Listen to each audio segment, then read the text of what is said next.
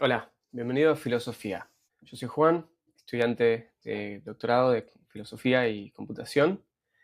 Estamos con... Estanislao, un gusto. Yo soy estudiante de Relaciones Internacionales y actualmente estoy escribiendo mi tesis sobre AI Governance a escala mundial. Hoy vamos a estar hablando sobre si ChatGPT tiene mente o mentalidad.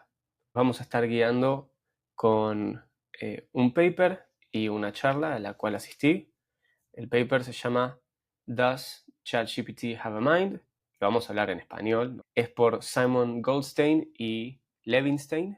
Y vamos a también estar usando un poquitito de abstractos sobre una charla que asistí en Union College por un filósofo famosísimo, uno de mis favoritos, David Chalmers.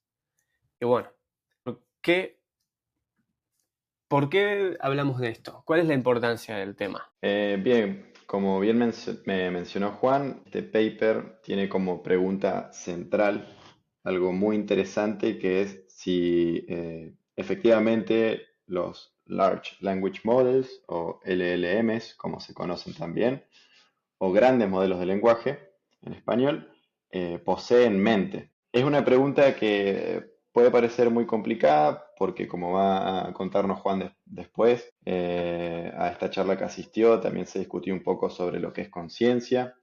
Nosotros ahora nos vamos a remitir un poco a lo que va este paper, que viene en su abstract, nos dice que se centran específicamente en tratar de comprobar o observar si modelos como ChatGPT, en específico ChatGPT 3.5, tienen mente, haciendo énfasis en un concepto muy interesante que Juan lo tiene mucho más desarrollado, que es la folk psychology, o en español podría ser la psicología del hombre de a pie, que es ¿De algo nombre? interesante del hombre de a pie, o del ego, o de la persona común, como todos.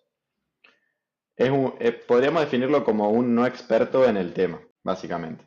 Un rookie, alguien que está interiorizándose por primera vez en eso que va a descubrir, sea lo que sea.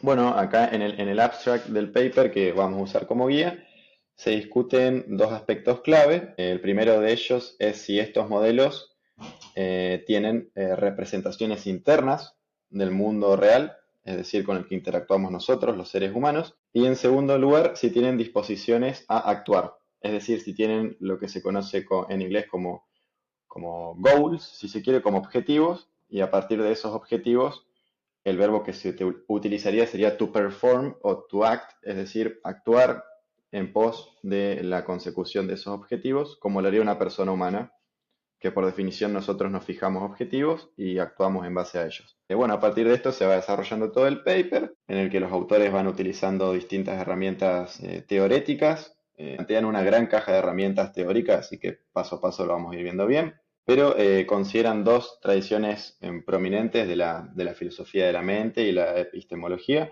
como lo son el interpretacionismo y el representacionismo, para ver si efectivamente estos LLMs o grandes modelos de lenguaje tienen disposiciones a actuar. Y bueno, la idea es a partir de ese framework que nos dan los autores ir desarrollando la charla de hoy. Bien. ¿Te parece si arrancamos? Bien, definimos un poquito lo que es la psicología popular. Para bajar un poco más a tierra, es como esa capacidad que tenemos nosotros para atribuir creencias, deseos e intenciones en otros, ¿no? Con el fin de explicar o predecir sus comportamientos.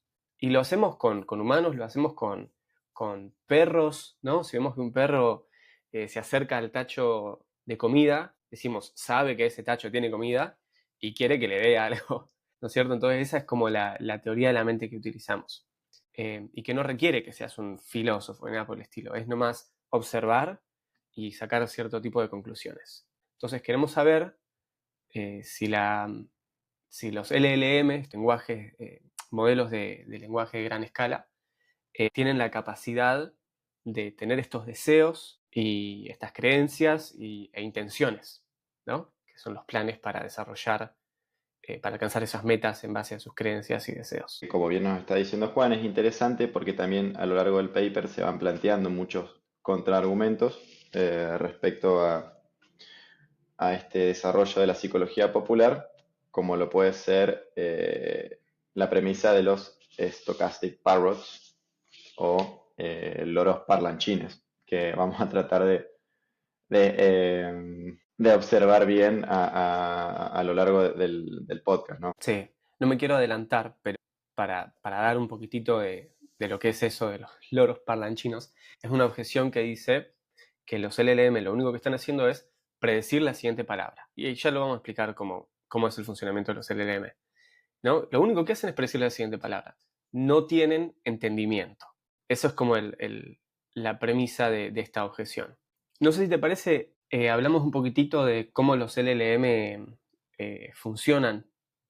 Así le damos Perfecto. después como fundamentos a las objeciones. Si te parece, arranca un poquitito. La idea de los LLM es armar estos sistemas que están diseñados para procesar y generar texto en lenguaje natural, en inglés, español, basados en estas arquitecturas de redes neuronales, que es como un simulacro o un modelo de cómo funciona el cerebro, y que funcionan, o sea, el objetivo para los que están entrenados, ya vamos a hablar, ahora explico lo que es el entrenamiento, el objetivo final es predecir la mejor siguiente palabra. Yo usé en un podcast inicial, usé este ejemplo burdo, que es si yo te digo, joder, te genera, tenés esta intuición que sabes medio que sabes cuál es la palabra que puedes llegar a seguir. Eso es lo que tratamos de formalizar y sistematizar en los LLM.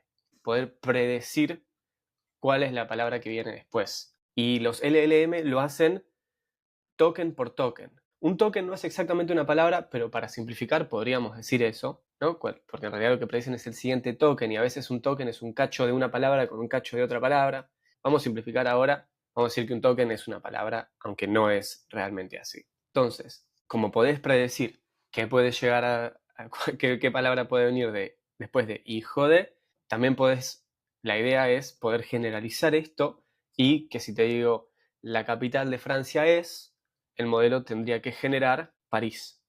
¿Por qué? Porque hay una alta probabilidad de que París sea la siguiente palabra en este contexto. Sin volvernos muy técnicos, y esto también está en un podcast anterior donde explico cómo funciona ChatGPT en 4 minutos, la idea de cómo funcionan es, transforman palabras en unos vectores, que son números, que tienen la intención de, bueno, que están hechos para capturar significado semántico, ¿no? Hay un mecanismo que se llama autoatención, que permite que el modelo analice toda la secuencia de entrada uno por uno. Primero, token 1, analiza eso. Token 1 más token 2, analiza eso. Token 1 más token 2 más token 3, analiza eso. Entonces, de esa forma se empieza a contextualizar. Eso después se lleva a diferentes capas y, bueno, la idea es que al final de todo el procesamiento generas la siguiente palabra. Y después vuelves al principio y ya vas haciendo todo eso, palabra por palabra, token por token en realidad. Eso es lo que nos lleva al debate filosófico, y ya te dejo la palabra, que es, ¿estos LLM son realmente inteligentes? O sea, el poder decir la capital de Francia es París, ¿no? El poder generar esa respuesta. ¿Eso es una marca de inteligencia o es nomás que adivinan gracias a estas funciones estadísticas que tienen? Hay gente que dice que predicción no implica comprensión. Te digo de antemano, yo estoy en ese campo, pero bueno, no significa que sea lo correcto, y está buenísimo el argumento que hacen Goldstein y Levinstein. Exactamente. Solo me gustaría sumar a esto que nos dijo Juan recién, que lo explicó perfectamente y de manera muy completa, la importancia de la concepción de mente, que es lo que se discute en el paper, que se puede considerar como una precondición de conciencia, que la conciencia sería algo mucho más abstracto. Luego lo vamos a ir nombrando bien a lo largo del podcast. Y retomando este problema que surge el debate filosófico que se crea a partir de que simplemente es algo que predice la siguiente mejor opción o realmente es algo que tiene alguna capacidad de raciocinio. es interesante para llegar al siguiente punto de esta charla, que podrían ser las representaciones mentales o mental representations sobre el mundo en el que nosotros habitamos. Está bueno Sí, mencionar también que una nota característica humana es la corporeidad, como por ahí lo dice Harari en su último libro Nexus. Es interesante para este planteo, porque si es algo que tenemos nosotros, además de mente y conciencia, es contacto con el mundo en el que habitamos. Entonces, un contraargumento podría ser que un LLM no tiene un contacto directo con el mundo, sino simplemente recopila texto que ha sido creado a partir del mundo. Y la dejo ahí para que no nos vayamos de la discusión, pero lo importante de las representaciones mentales es que pueden ser consideradas como estados internos que llevan información sobre el mundo externo y son utilizados para generar comportamientos adecuados o outputs adecuados a esos inputs que nos está dando el mundo externo, que es un poco lo que acaba de mencionar Juan, que los LLMs con arquitectura Transformer realizan normalmente. Es decir, estar todo el tiempo a la predicción de la siguiente mejor palabra basado en un entrenamiento previo que se le fue dado a ese modelo, a ese gran modelo de lenguaje. exacto. Es interesante que por ahí esas representaciones tienen que cumplir algunas características que los autores bien mencionan, que luego vamos a estar discutiendo. Eh, Vamos no me ahora, voy ya a que adentrar estamos. en ellas. No, Bueno, vamos con bueno, eso ya que estamos. ¿No? De bien. entrada, creo Si que querés, todo tuyo, si las ok, querés desglosar. sí. Entonces, una representación mental es un estado interno que tiene información, como vos bien decías, sobre el mundo externo. Y quizás también sobre el mundo interior. Los autores hablan más que nada sobre el mundo externo. Y que esos son utilizados para después generar los comportamientos adecuados. Entonces, para que algo sea considerado una representación mental, tiene que cumplir ciertas condiciones. Lo que nos dicen los autores es que tiene que ser informativo, o sea, que tiene que llevar datos precisos sobre el mundo externo, tiene que tener una eficacia causal, que significa que tiene que tener una influencia directa en las acciones del sistema, y tiene que tener un isomorfismo estructural. ¿Qué es eso? Que la estructura interna de la representación tiene que reflejar fielmente la estructura de la realidad, o al menos la realidad. Tiene que haber cierto proceso de selección, como adaptativo, evolutivo, funcional. Un ejemplo que teníamos acá es que un LLM que responde preguntas sobre geografía podría tener una representación interna similar a un mapa basado en los datos textuales que procesa. Y ahora la pregunta filosófica.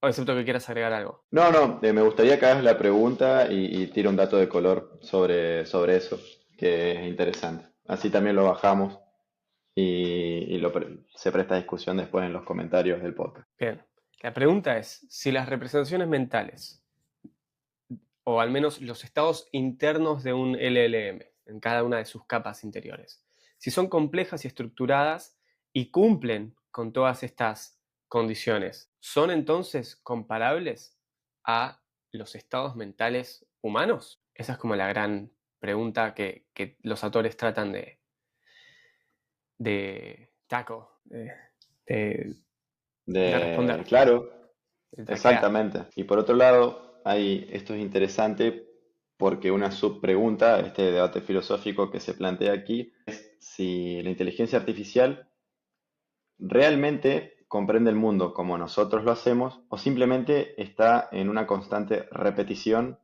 y simulación de conocimiento acerca del mundo. Hay un texto de Borges que se llama Del rigor de la ciencia, es un essay de no más de una página, es un cuento muy cortito que cuenta la historia de un imperio en el que el rey le ordena el arte de la cartografía, que era un séquito de adeptos al rey, que hagan un mapa de la provincia en donde estaba el imperio. Y este grupo de personas empieza a hacer un mapa y lo empiezan a hacer a escala real. Entonces llega un momento en la historia en que el mapa ocupa exactamente el mismo lugar que el imperio. Y el cierre total de la historia es que los únicos vestigios que quedan de ese imperio son los restos del mapa. Entonces llega un momento en el que no se saben si la realidad fue el imperio físico o solamente fue el mapa. Y es un poco lo que se plantea en este paper. Es decir, la pregunta central siempre es si la IA comprende el mundo como lo hacemos nosotros o simplemente repite palabras o tokens, para ser específicos, pero sin tener un grasp, un Un conocimiento real, entendimiento. un entendimiento de cómo es el mundo en el que habitamos. Totalmente.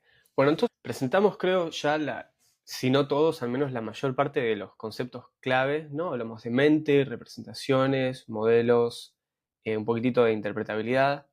En realidad no hablamos de interpretabilidad, me parece que quizás eso es lo que nos queda para después poder discutir un poquitito más a favor y en contra. La interpretabilidad es, bueno, antes que interpretabilidad, tenemos, y esto es como algo que ya se charla bastante, esta concepción de que los LLM son una caja negra. La interpretabilidad es intentar responder a ese problema, que sería una idea de poder comprender y explicar cómo los modelos generan los resultados en base a sus estados internos. Y hay diferentes técnicas que permiten analizar estas representaciones ocultas dentro de la caja negra. Una de esas técnicas se llama probing. Probing lo que hace es, tenés todas las capas del LLM. Entonces vos agarrás cualquier capa, menos la primera y la última, porque esas son públicas, cualquier capa escondida, agarrás todo el vector, todos los números que están en esa capa, y se lo pasás a un clasificador lineal, que es otro tipo de modelo de IA, y le decís, che, interpretame esto. Te doy todos estos números, pasámelo otra vez a español. O graficámelo, ¿no? Bueno, ya vamos a ver los resultados y cómo los autores dicen que eso lo usan como pie para decir que sí que hay cierto tipo de mentalidad. Pero eso es una técnica de interpretabilidad. Otra técnica es el causal tracing o el trazamiento causal, si mi traducción funciona. La idea es manipular estados internos para rastrear sus efectos en el comportamiento. Entonces, si ponele que tenemos un LLM jugando al ajedrez y la idea es, ponemos el mismo input dos veces y a la mitad o en cierta parte hacemos un cambio, ¿sí? En parte de la representación, en parte del estado interno, y queremos ver si ese cambio tiene un efecto en el comportamiento. Los autores van a decir que sí, que hay causal tracing y que eso les da pie para decir que los estados internos realmente están representando el mundo exterior. En realidad no lo hacen con ajedrez, lo hacen con Otelo, este otro juego similar, en el cual lo que dicen es que la IA desarrolló una representación interna del tablero sin instrucciones explícitas, solo porque vio y fue entrenado con un montón de gameplay, ¿no? de juegos, y en base a eso pudo llegar a inferir y representar internamente cuáles son las instrucciones y cuáles son movimientos válidos y cuáles son movimientos no válidos. ¿Eso significa que entiende lo que hace? Esa sería como la pregunta filosófica. Bueno, ahora creo que ya hablamos de todos los conceptos introductorios, quizás un poquito la parte más aburrida, pero ahora que ya tenemos esas herramientas, podemos analizar los argumentos. Podemos empezar con los argumentos a favor y después podemos hablar de las objeciones, ¿te parece? Bien, uno de los argumentos a favor que utilizan los autores es esto de las representaciones del mundo y esta influencia causal. Entonces, lo que dicen, otra vez me voy a repetir, pero para volver a contextualizar, lo que dicen es, ellos lo que han hecho en un experimento es, miran los estados internos de un LLM que está jugando a este juego Otelo, le hacen cierta intervención y ven que la intervención tiene un efecto causal, o sea, cambia el output, ¿sí? De lo que el LLM va a predecir o generar. Entonces lo que dicen es que estas representaciones internas o estos estados internos cuentan como representación porque están realmente reflejando el estado del tablero o del mundo externo en forma más general y les permite entender o make sense del mundo, causando los outputs en una forma que es parecido al razonamiento ordinario nuestro. Y la importancia de estos modelos yace en el potencial para cerrar este gap, este espacio entre reconocimiento de patrones, que es lo del el loro, y entendimiento genuino. Entonces lo que dicen, y voy a leer y tratar de traducir a la vez, es que si los LLM poseen modelos del mundo robustos, eso sugiere que han desarrollado representaciones que van más allá de asociaciones estadísticas simples, potencialmente, como me cuesta la traducción, potencialmente dando soporte a atribuciones de creencias y capacidad de razonamiento. Eso está en la página 10 por si lo estás chequeando. No, no, sí, sí, exactamente. Bueno, y además de este argumento que se presenta en la 10, también tenemos donde en la página 11 los autores del paper mencionan el reciente trabajo de Garney y Techmark del 2024, donde no solamente se observa cómo Large Language Models performan o ejecutan lo que recién mencionó Juan, que es decir, llegar a demostrar algún tipo de entendimiento genuino del mundo y no una simple predicción estadística del mismo, sino que también parecen demostrar que reconocen espacios, eh, espacios de tiempo y espacios de espacio físico, como para hacer la traducción, Space Neurons and Time Neurons, de algún modo como nodos espaciales y nodos temporales para ubicarnos. Esto se realizó debido a que un challenge, un desafío escéptico que se presentó acerca de si estos modelos de lenguaje podrían llegar a tener este tipo de ubicación acerca del mundo, se dijo o se habló sobre esto porque GPT 3.5 tenía dificultades para realizar operaciones aritméticas. Entonces, de alguna manera, esto quería decir que no tenía una correlación esta predicción estadística que hacía con este pensamiento abstracto de la matemática que una persona con conocimiento ordinario, podría realizar sencillamente. A raíz de eso, se muestra en el paper, en la página 12, figura 4, como un modelo, el Llama 270B, open source, también interesante, generó, sí, sí, bueno, en los papeles, en los papeles.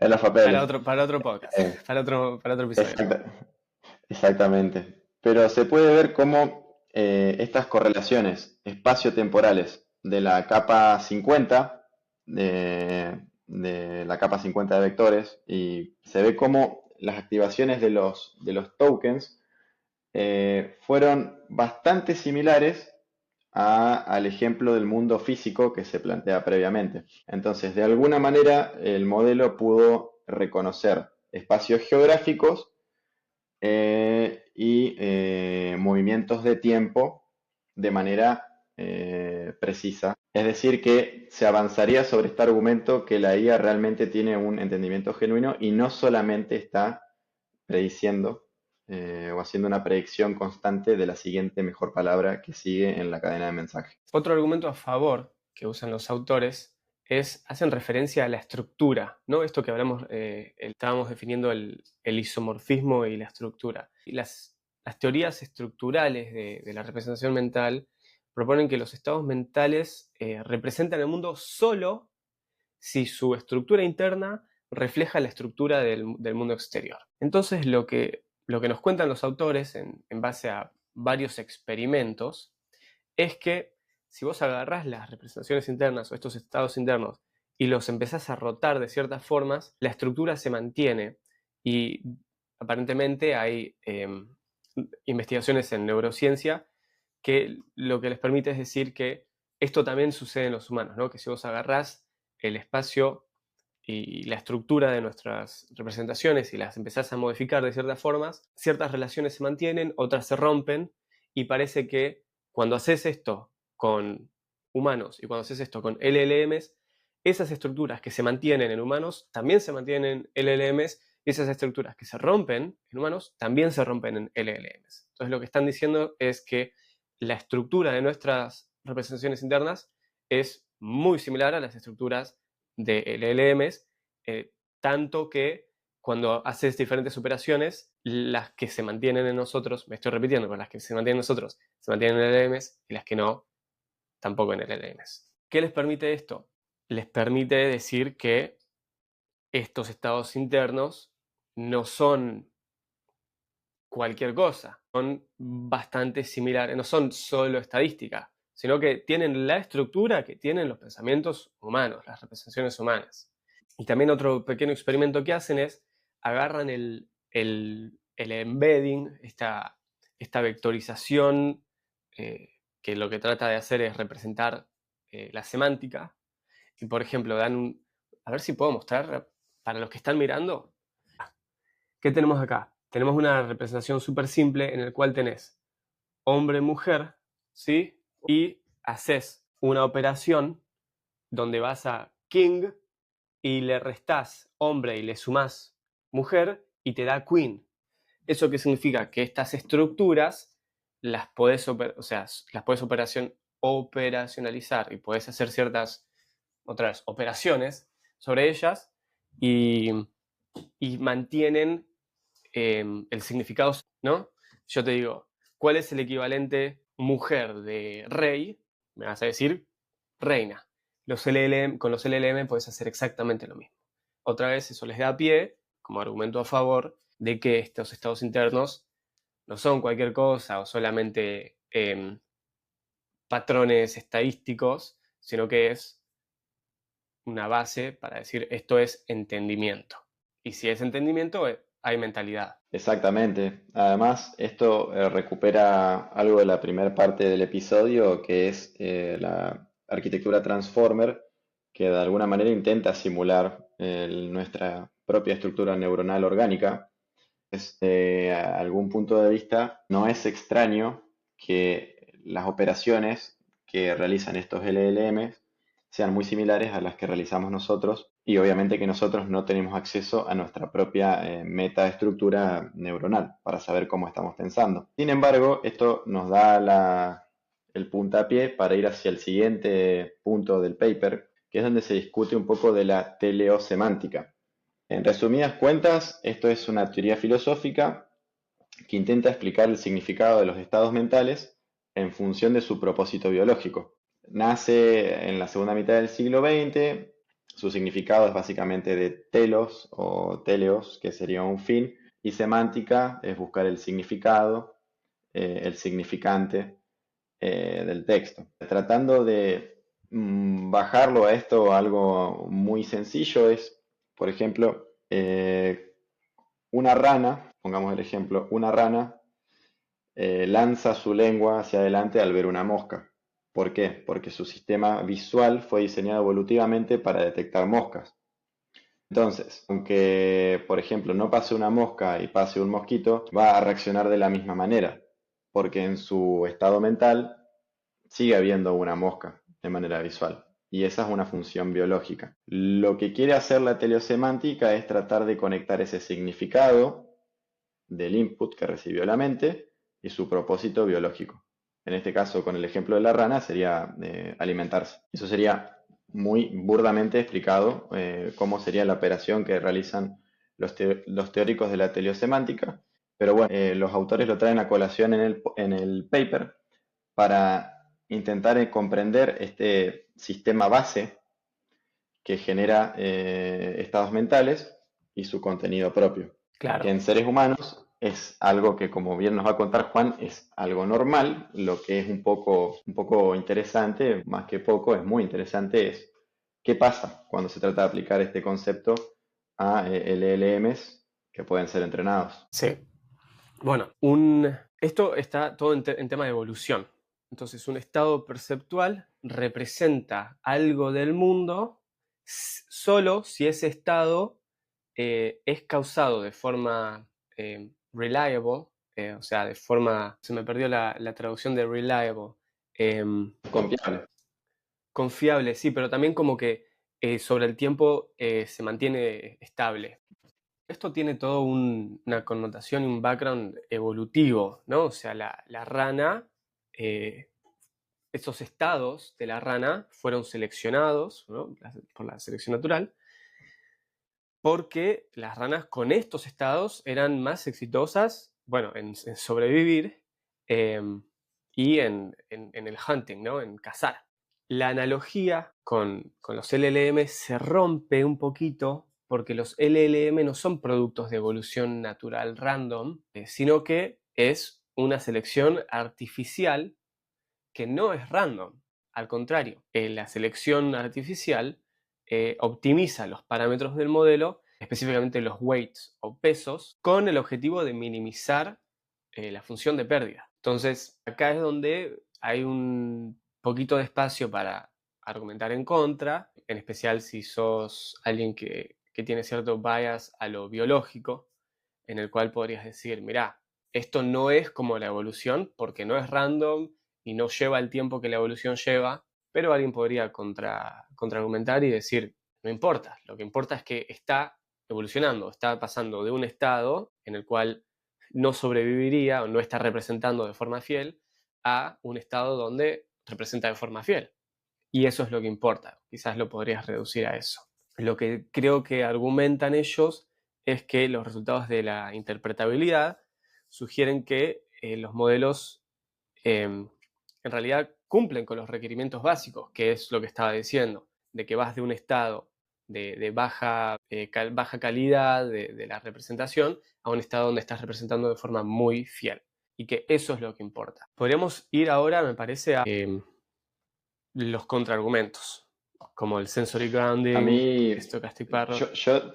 yo simplemente te pediría que, si nos querés contar antes de que pasemos a los desafíos escépticos que se plantean en el paper, si nos querés contar el ejemplo que me habías dado hoy sobre esta habitación y de la Mm, persona que se encuentra dentro de la habitación, porque creo que también nos va a ayudar a comprender por qué los autores están desarrollando este paper de esta manera. Creo que es el momento justo para meter esa bombita acá. sí, sí, sí, sí. Bueno, Searle, no sabría ni cómo pronunciarlo bien, es un filósofo que escribió este paper llamado The Chinese Room, o la habitación china, que tiene desde afuera, vos lo único que ves son dos ventanitas o dos buzones. En un buzón vos introducís texto, bueno, en el caso del paper es texto en inglés, pero podría ser español, y te saca texto en chino.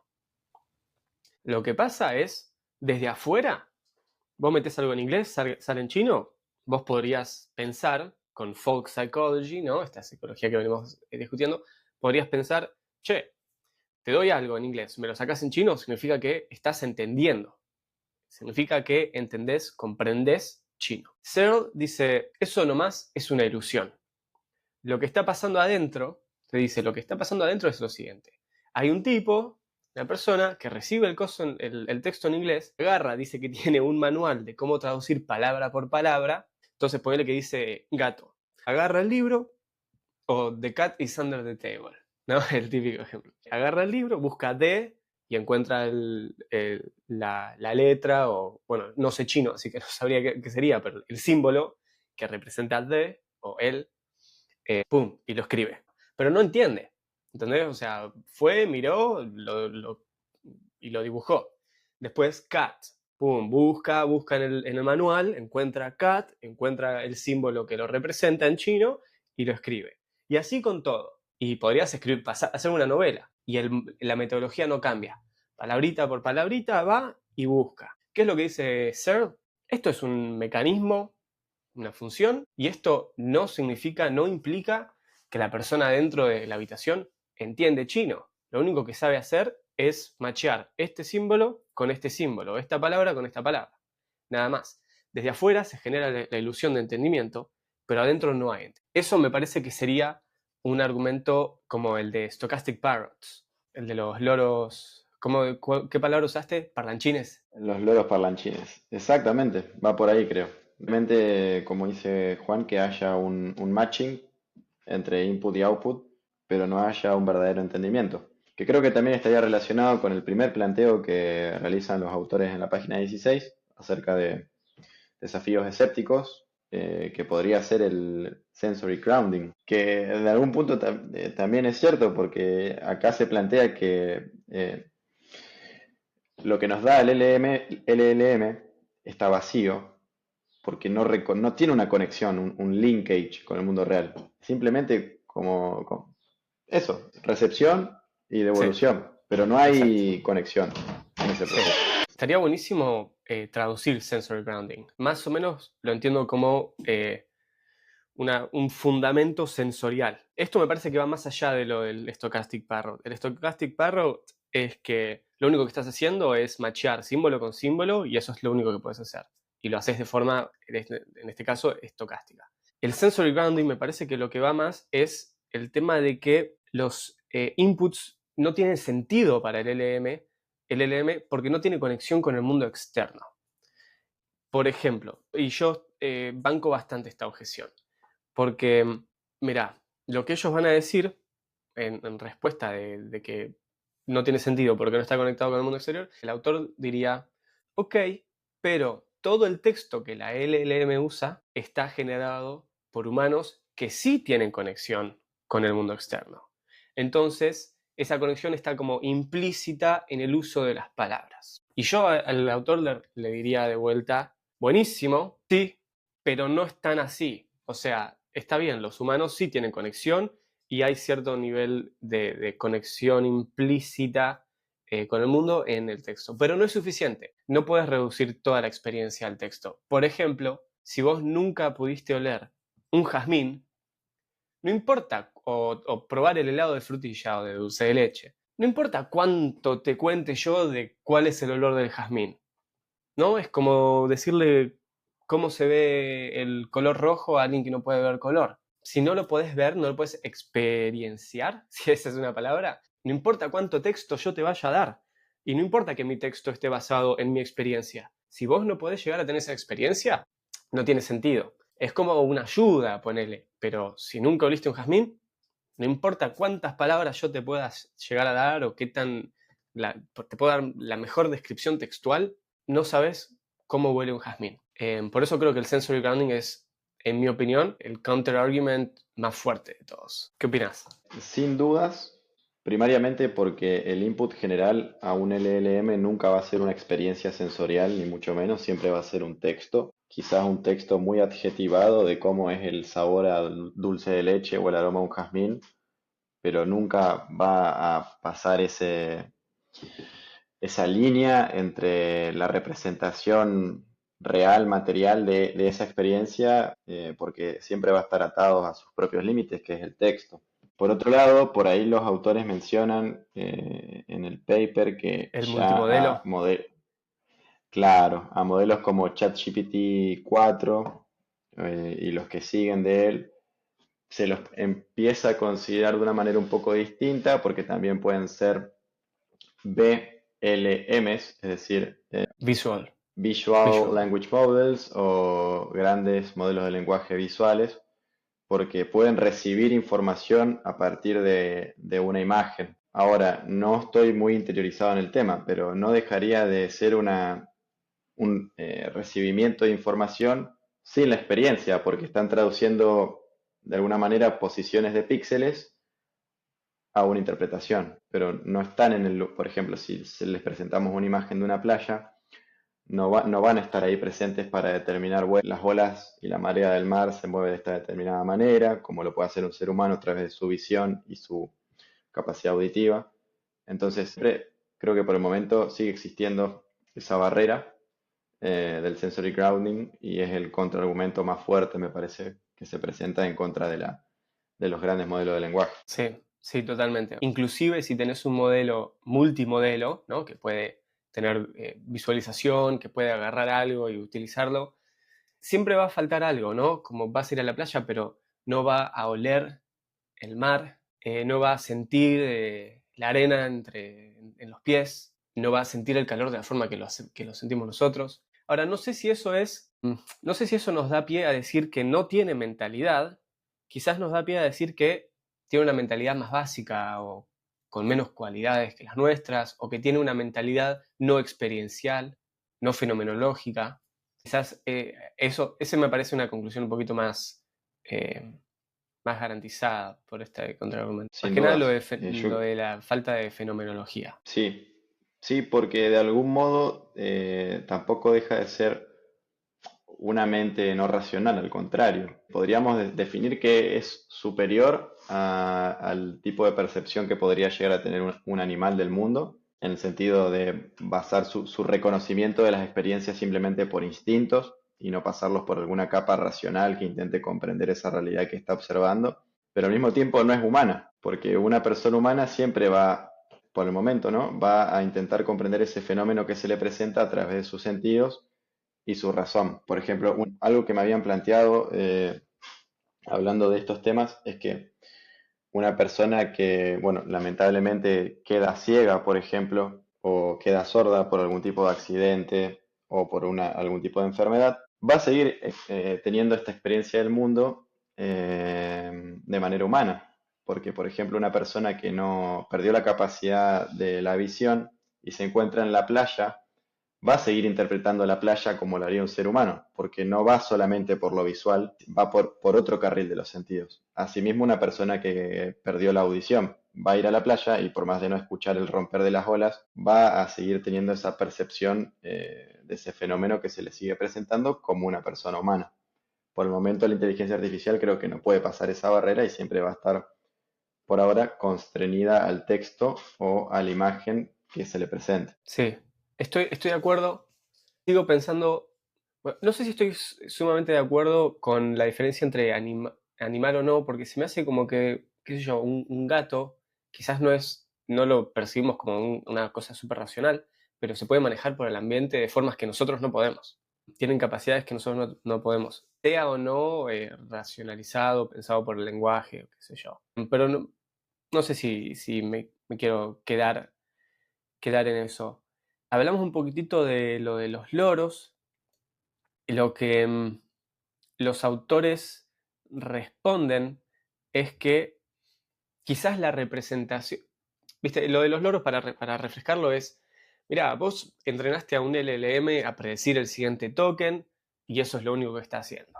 Y los autores responden diciendo, mira, quizás representar es la forma más efectiva. Uy, tenés un gato ahí atrás.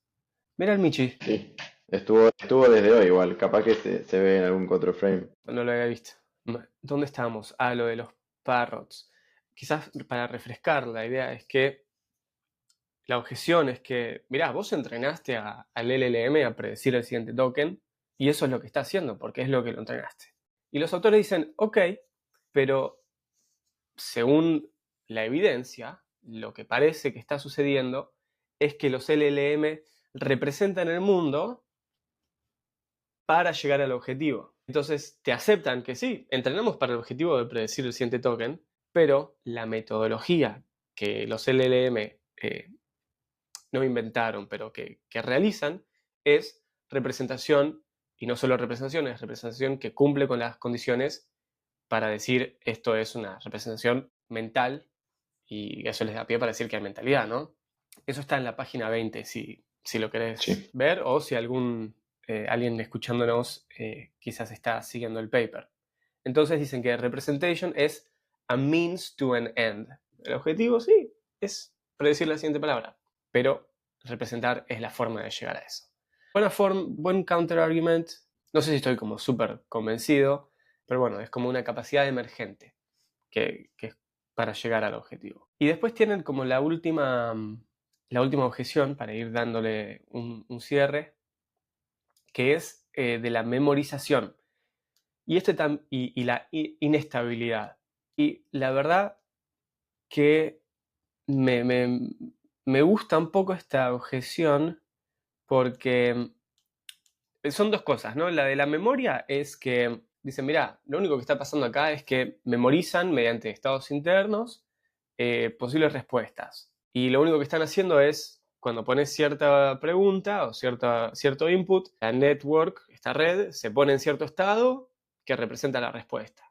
pero eso no es que, que haya un proceso racional. Otra vez, Yo este tengo, input, este output, símbolo, símbolo, símbolo. yo tengo una nota ahí que me quedó de cuando leímos el paper, que es que yo creo que acá hay algo que se están pasando por alto los autores al plantear este contraargumento, que es, hablando de técnicas de prompt, no específicamente una técnica en sí, pero esto de que uno le puede pedir al modelo, che, imagínate que sos un abogado y me tenés que escribir este contrato de esta manera. O imagínate que sos un cocinero de un restaurante en Francia y yo quiero realizar esta receta francesa en mi casa. Entonces, lo que planteo es que de alguna manera el usuario puede darle cierto frame of mind o estado de mente o estado mental al modelo en el prompt y el modelo es como, de alguna manera, ¿no? Explicado muy básicamente, ya estaría en ese modelo mental desde un inicio. Entonces, esto de la memoria capaz que es un poco yo creo que está bien planteado, pero se saltea en esta parte de que una persona le puede dar ya el estado de mente que quiere el modelo para cumplir un cometido específico. Sí, sí, Esa sería como mi objeción sobre el contraargumento. sí. Y eso está buenísimo, genial que lo hayas dicho porque nos da pie para la siguiente y última objeción, que es la inestabilidad. Nosotros pensamos que otro humano, ¿no? Tiene objetivos más o menos estables, seguro. Primero tengo el objetivo de hacerme el café, después de esto, de ir al baño, qué sé yo, pero pensamos que hay un- una estabilidad en eso y que todos los objetivos son más o menos coherentes, ¿sí? Cuando vos a un LLM le decís, actúa como esto, y te da un output, y después le puedes decir, actúa como lo opuesto, ¿no? Actúa como como un abogado, actúa como un artista o un profesor. Le estás cambiando los objetivos y de esa forma lo que dicen es, mirá, no hay estabilidad acá. En un momento tenés este objetivo, en otro momento tenés este objetivo, no parecen ser compatibles o no parece que hay ninguna relación entre ellos. Quizás una forma de responder es decir, bueno, pero siempre tiene el objetivo de hacerte feliz, qué sé yo, quizás. Pero eso, ese quizás es también, y ellos los autores lo admiten, que es una objeción fuerte y está también relacionada con el tema de que cualquier cosa que se va afuera de la ventana de contexto, que la ventana de contexto es todo lo que un LLM puede procesar. Ponerle que la ventana de contexto es 1 millón de tokens. En el momento que algo se te va de la ventana, porque metiste más tokens y se te fueron yendo los que estaban los iniciales, el LLM ya no tiene acceso a eso. Y ahí pierde memoria de eso. Y si había algo acá que le estaba dando estabilidad al resto, se te va, perdiste como la personalidad o esta... eh, El role playing podríamos definir de que claro, hace el modelo. claro. Eh, Sin dudas. Que bueno, para ir, eh, para ir englobando todo lo que hablamos hasta ahora, me gustaría si Juan nos podrías contar un poco la diferencia que vos observás entre conciencia y mente, que me parece interesante o traerlo ahora porque creo que está un poco relacionado con esto que estamos charlando, es decir, a estas conclusiones que los autores van arribando casi hacia el final del paper. Bien, bien, te respondo entonces eso. Primero que nada, esto no está en el paper, pero es algo que estuve pensando.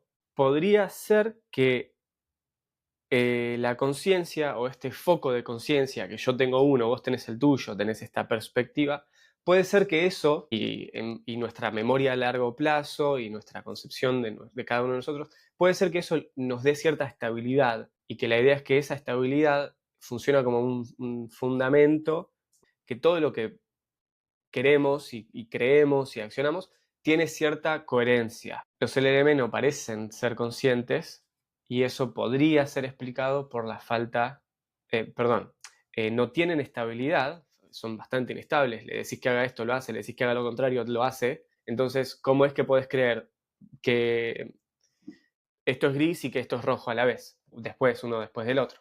No son coherentes. Eso podría ser explicado por la falta de conciencia. Si hubiese conciencia, podría darse cuenta de que hay cosas que son incoherentes y que las está sosteniendo a la vez. Y ahora para responder más directamente la pregunta de la diferencia, la mentalidad es una precondición para conciencia, pero tener mentalidad no significa automáticamente que tengas conciencia. Por ejemplo, cuando dormimos, podemos decir que hay mentalidad, pero no hay conciencia, aunque podría haber conciencia en los sueños vívidos, pero en el sueño deep sleep no. Sin embargo, siempre que hay conciencia hay mentalidad y hay procesos. También otra forma de pensar sobre mentalidad no consciente es el subconsciente. Todos estos procesos que están sucediendo en el cerebro, en los cuales no tenemos awareness, no somos conscientes de Podríamos, ellos. pod- Sí, podríamos decir que es como nuestra caja negra, el es nuestra, subconsciente. el subconsciente podría ser nuestra Es, caja negra. es algo que está ahí, pero que aún no podemos No podemos eh, acceder, tener abrirlo y fenomenología, sí, observarlo. exacto, exacto. Podría ser que eso explique un poco la inestabilidad. Y bueno, acá, para cerrar, los autores nos dan 3 preguntas que quedan abiertas.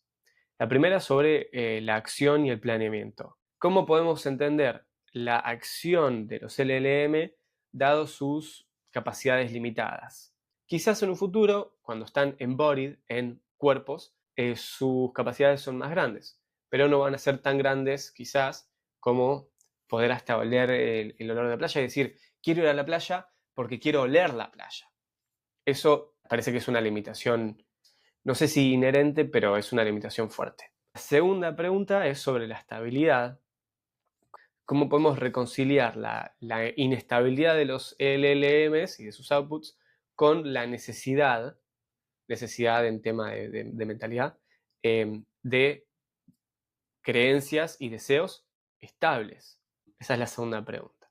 Y la tercera y última pregunta es si hay dirección a ciertos objetivos. Si es que los LLM tienen algo análogo a valores u objetivos que perduran en el tiempo. Yo creo que esa es clave, esa última pregunta, open question, es clave eh, porque está relacionada con este planteo que nos diste recién sobre conciencia.